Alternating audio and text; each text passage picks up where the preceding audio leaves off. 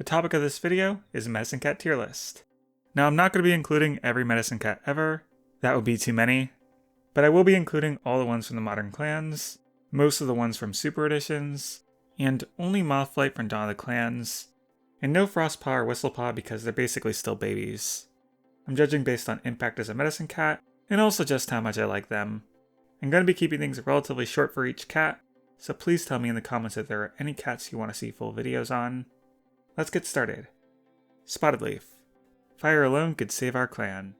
Name a more iconic line. You can't. Spotted Leaf may not be the first Medicine Cat chronologically, but let's be real, she invented prophecies. Shut up. Spotted Leaf is very often hated by the fanbase for being an unneeded love interest for Fireheart and not having much character beyond that. And yeah, that's valid. We needed some cat to feed Fireheart prophecies. She works as a plot device, but the more she was used, the more lazy the writing felt. So she's right in C tier. Yellowfang. The other original Medicine Cat, Yellowfang. She often ranks among cats like Cinderpelt and Jayfeather as the favorite Warrior Cats character. Personally, I'm not in full agreement with the popular opinion. She's definitely one of the most interesting additions to the original books. Our first glance into the lives outside of ThunderClan, with a lot of mystery around her to discover. But everything falls apart later on, and now she's just known as the cat who manipulated Squirrel Flight, or bored us to death with her Super Edition. B tier. Running Nose. What, this dude is a medicine cat but can't cure his own cold? This joke from the original book is about his entire character. What he does is admirable, staying with ShadowClan because they need a healer, even through the disaster of Broken Star's reign and the disaster of the sickness that killed Nightstar, but we hardly see it. And the fact that Cinderpelt had to save Little Cloud and Whitethroat because he was too busy failing to save Nightstar, not a good look for him. And overall, he just doesn't do much. D tier. Barkface. Barkface is a nobody. WindClan Medicine Cats have been completely disrespected by the books. I think what I'm going to be doing with the D tier and F tier is that D tier will be the place where I put all the boring cats, while F tier, there would need to be some reason for me to think they make the books worse. So Barkface goes to D tier. Mudfur. Mudfur is very close to Barkface in lack of story, although we do get to see him be Mothwing's mentor a bit. And he has the warrior turned medicine cat backstory, but with Hawkheart and Yellowfang doing the same thing in more interesting ways, he is boring in comparison.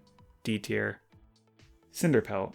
Another fan favorite, though some people, myself included, often criticize the fact that her leg injury was used by the narrative as a means to force a sad story about her not being able to follow her warrior dreams and only be suited for the medicine cat role, when realistically, one bad leg doesn't stop a cat from being able to hunt, run, and climb. But overall, she is still such a sweet character, and her death is in my opinion the saddest in the series. So B tier. Little Cloud. I wish I had more to say about Little Cloud. He was part of ShadowClan for such a long time. There's probably more to uncover if I really want to take a deep dive, but this video is not that. The most interesting part of his story is being saved by Cinderpelt, so before he even started his training. That says a lot about how interesting he is as a medicine cat. C tier. Leafpool. I think what I like about Leafpool is that she's a very relationship-driven character. Squirrelflight, Cinderpelt, Sorreltail, Mothwing, Crowfeather, Holyleaf, Jayfeather, Puddleshine. In a book series that has a lot of self-centered characters, it's always refreshing to see a more social character, who oftentimes cares about others in a genuine way. S tier. Mothwing. I think everyone can see where this is going. Mothwing's reluctance to accept the guidance of StarClan is unlike any other medicine cat, and continues to be relevant to the plot of the current books.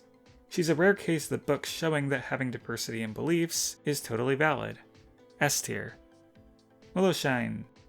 Willowshine is a bit of an interesting case, because she was created for the sole purpose of RiverClan having a cat still connected to StarClan even with Mothwing, so basically just ripping away a lot of the potential conflicts that could be written with Mothwing before they could be written.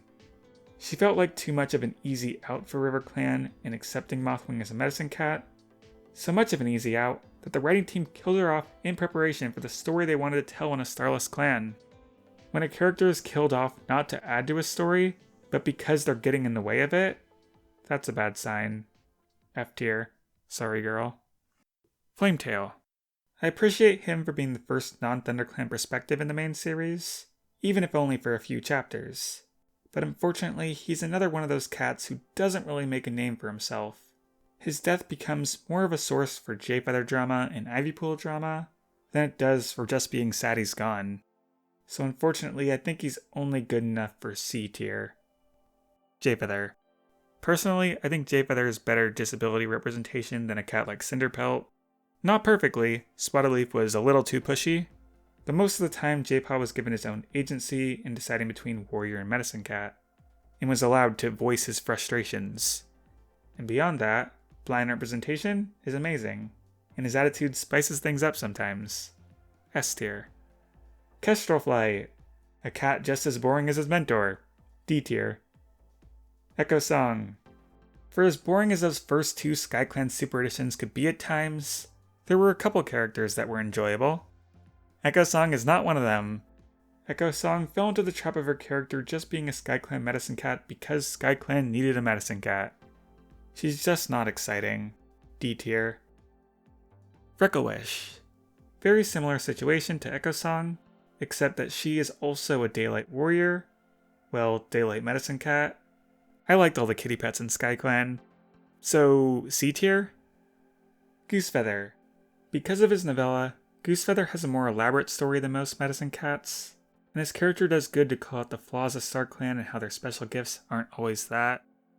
I wish there was some tie-in to the main books to give some bigger story for why StarClan screwed him up, but there are perks to it being left open to interpretation too. As it stands, he's certainly more interesting than most Medicine Cats. A tier. Featherwhisker. It feels like Featherwhisker only exists for plot convenience. Like they wanted Goosefeather to be old and crazy, but still needed a way to explain how Spotted got her medicine training. His personality mostly consists of him just being a competent member of the clan. So, very boring. D tier. Hawkheart. Hawkheart's cool because he's got some spice to him.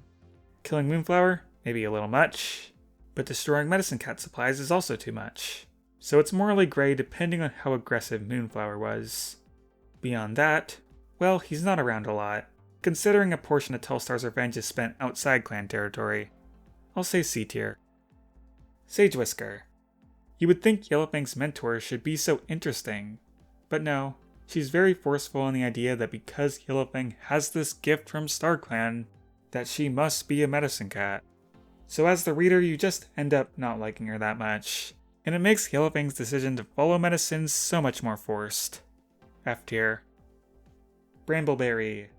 This girl saved Crooked Kit. That's pretty amazing on its own, I'll admit. She's interesting as a sort of guide for him at times, especially when he had no other figure in his life to fill that role.